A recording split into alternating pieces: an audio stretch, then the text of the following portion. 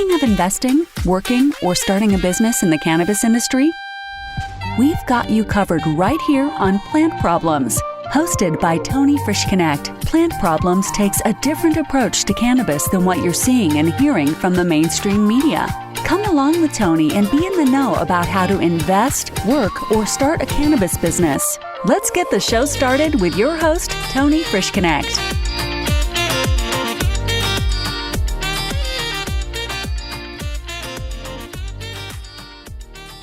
Hey everyone, and welcome back to Plant Problems.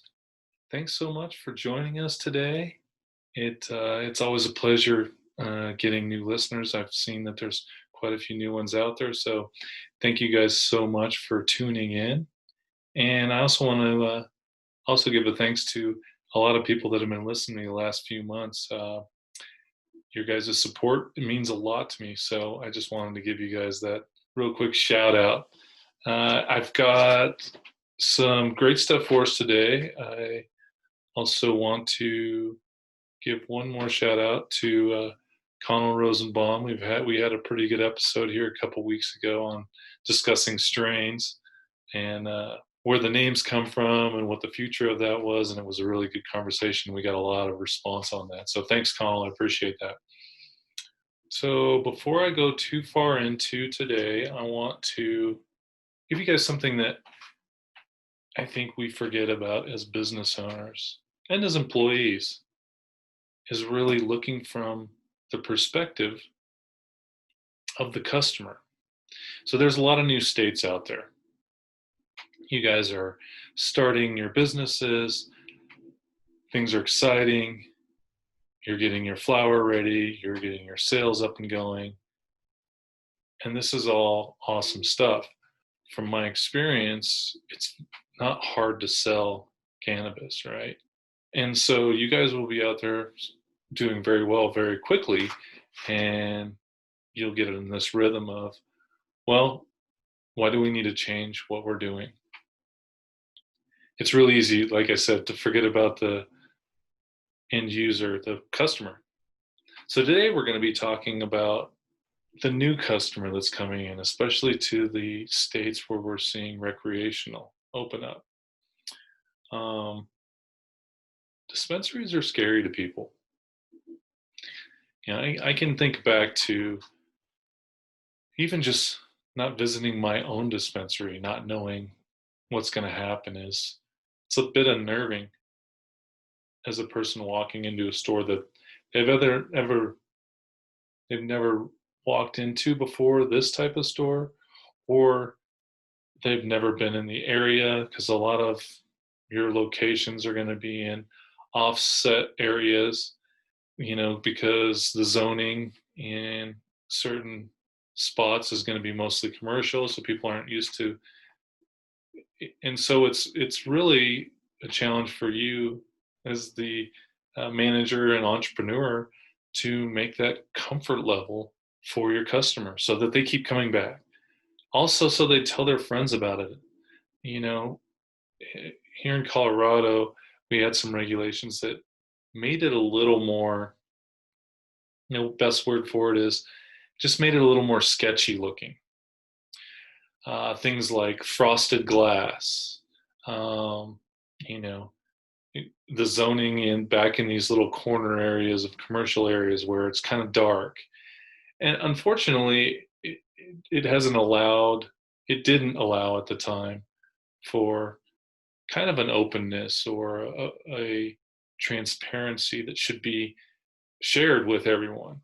And so that's kind of on the regulation side, you can kind of see that happening.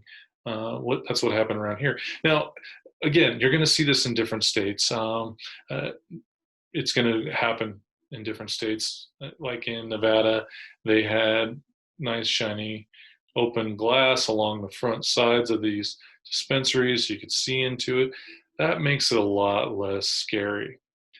But you got to work with the regulations where you guys are at. So these are a couple things that I've come across that I think are extremely valuable to reduce the fears for your customers, and also for word of mouth of what people are going to expect in there. Because you guys in recreational, these are all going to be brand new customers.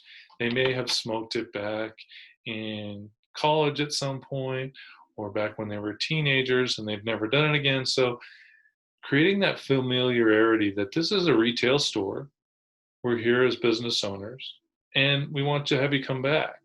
So here's a couple things. So one, I already mentioned, is comfortability. If you've got a waiting area, a lot of people will have medical and recreational in the same building. And so a lot of times you'll have a waiting area because you can have only so many people um, in the sales area due to whatever constraints you have, whether it be the size of your location, your regulations. You're only allowed so many people around the products themselves, whatever it may be. So make it comfortable for people. Get some nice chairs for them.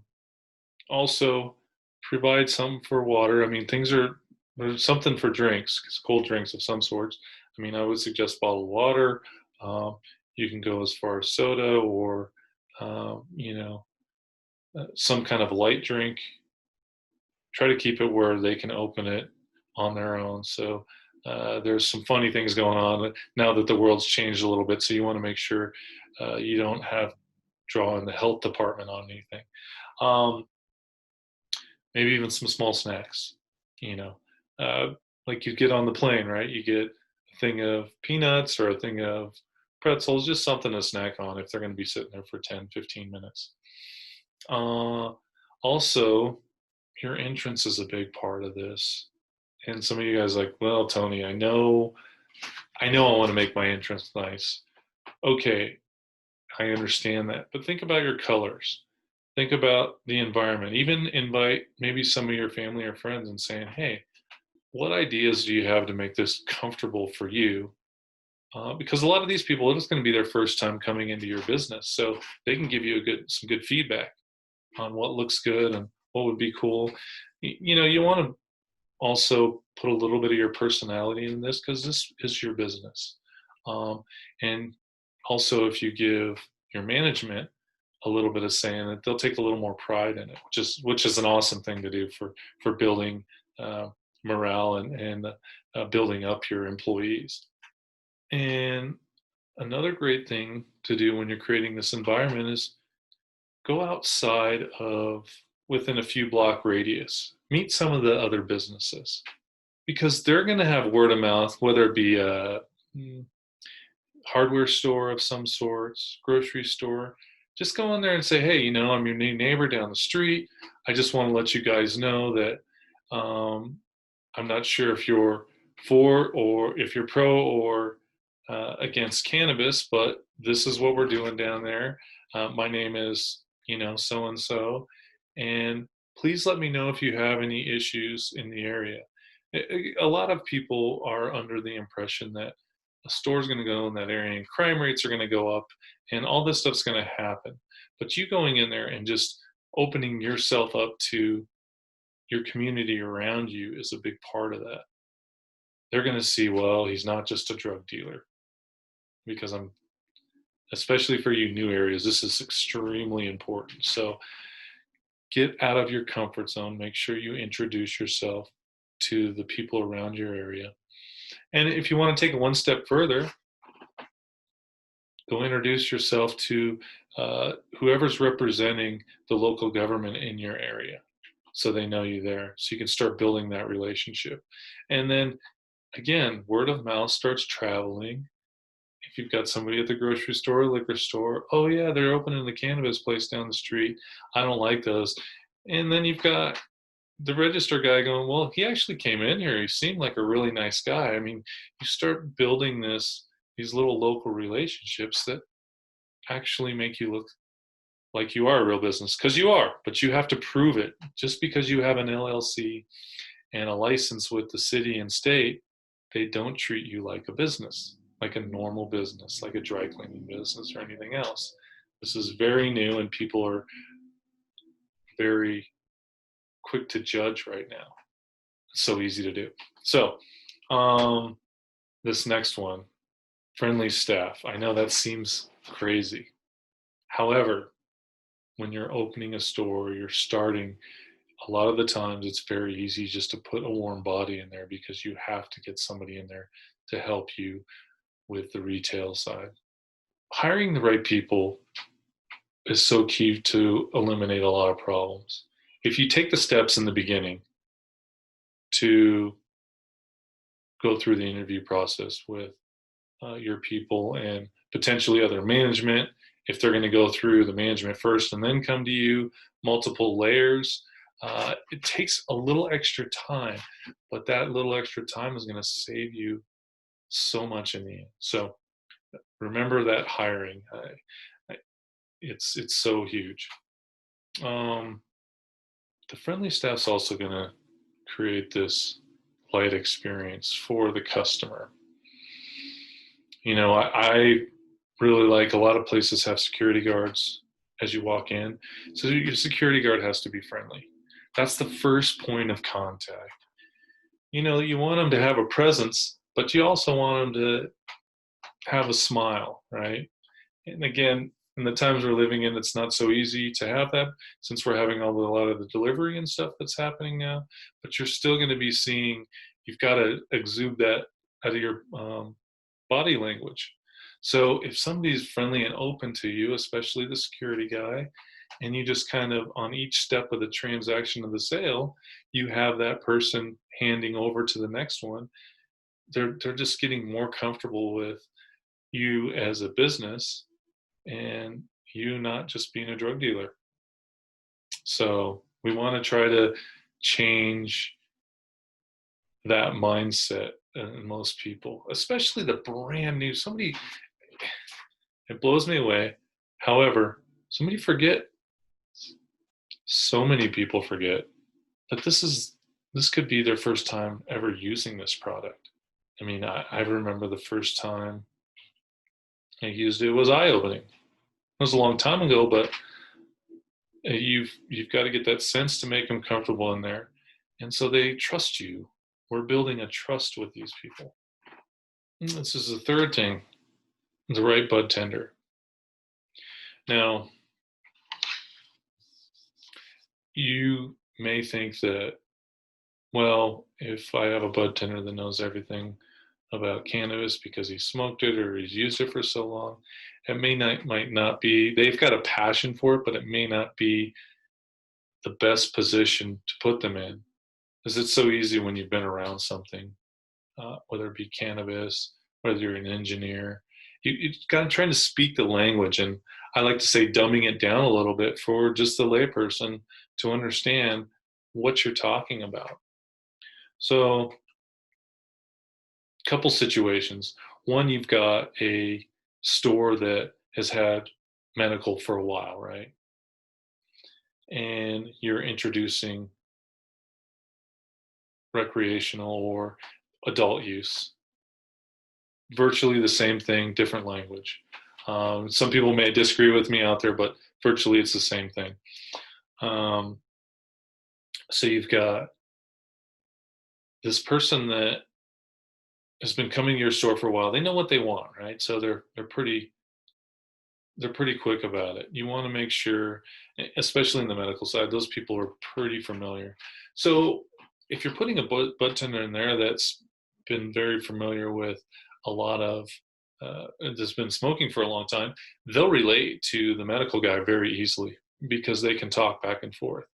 However, if you're going to a recreational side, you need to have a bud tender that's willing to spend a little more time, patience, explaining the products. What are the different things that they know about? So you need to understand that there's a couple different places, and of course people can do both. However, if you find somebody that's a little bit better with just camaraderie back and forth with a patient, they may fit better in that space. New customers, they're going to need more time. So you may need to, depending on what you notice, you may need to have two different lines. You might have to have a line for the customer that's a weekly customer showing up, knows what he wants, gets in, gets out. And then you might have another line that's like, hey, We'd like to show you some more stuff. We'd like to maybe teach you some stuff.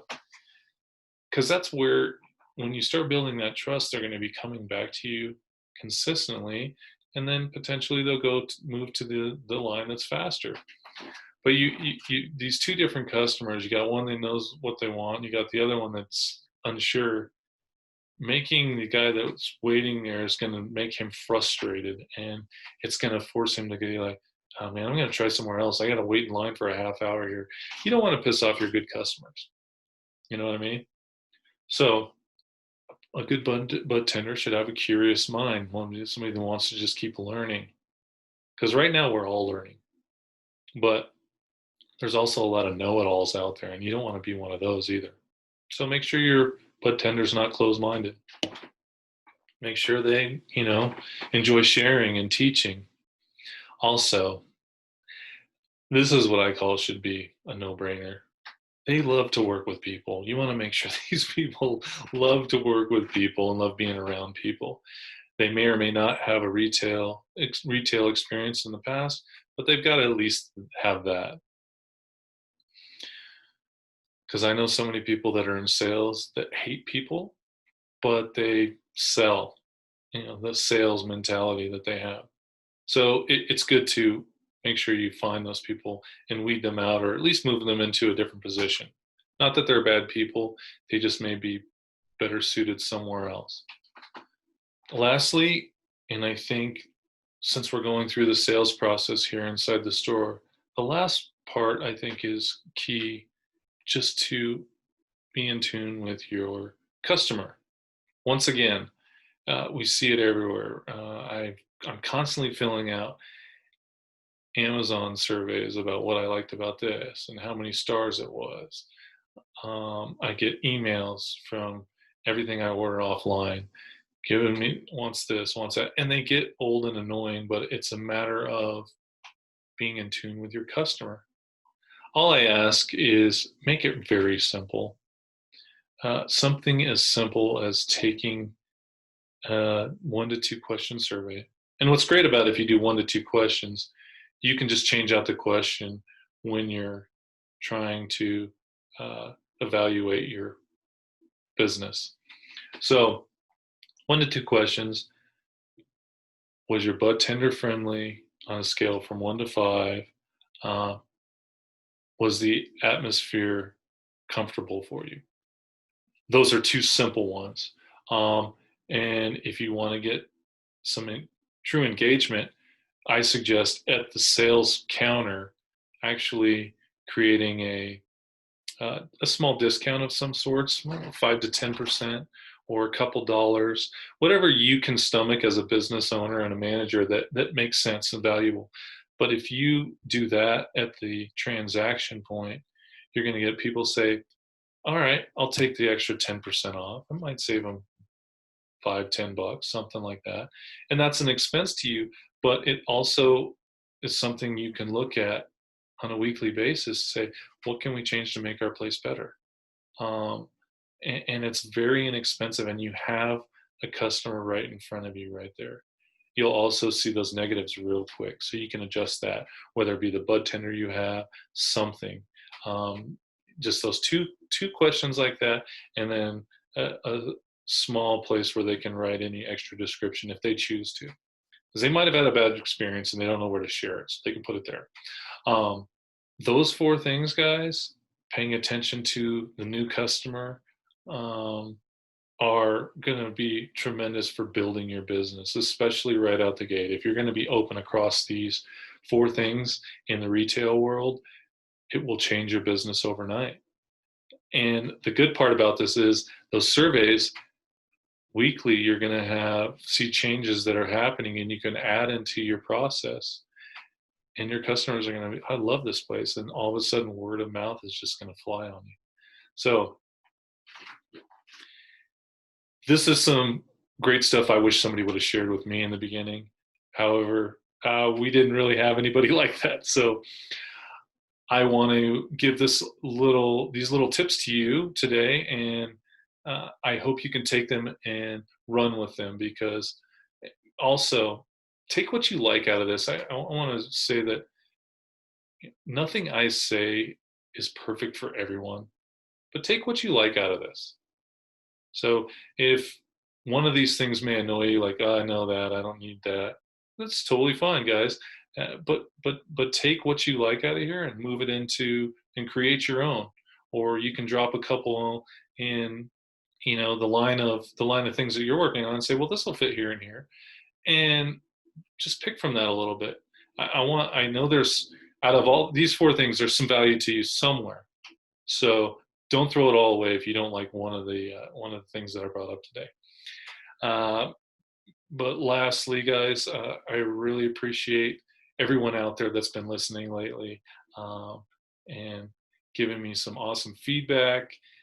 You guys have, this still, I feel, is the beginning for me, and I plan on bringing you much, much bigger things to come. I am working on them tirelessly. So you guys, thanks so much for joining me today on Plant Problems. Of course, please feel free to reach out to me and check out any of my episodes at plantproblem.com. That's plantproblem.com. And I have tons of information there. I also have all my recordings are in blog form there, so you can read them. If you don't want to listen to the show, it's totally fine.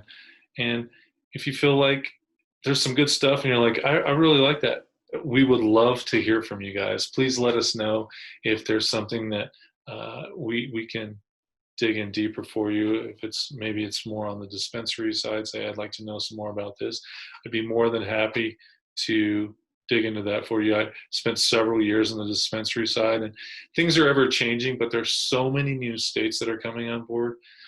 These starting points are huge, and I'd like to give you guys a leg up. So thanks again for listening, and I will catch up with you guys very soon. Bye for now.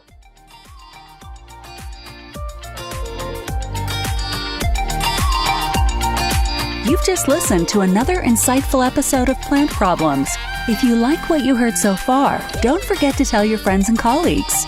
For additional resources or to leave a review, head over to plantproblem.com. Join us again next week on Plant Problems with Tony Frisch Connect. We look forward to having conversations with you as we go along this journey.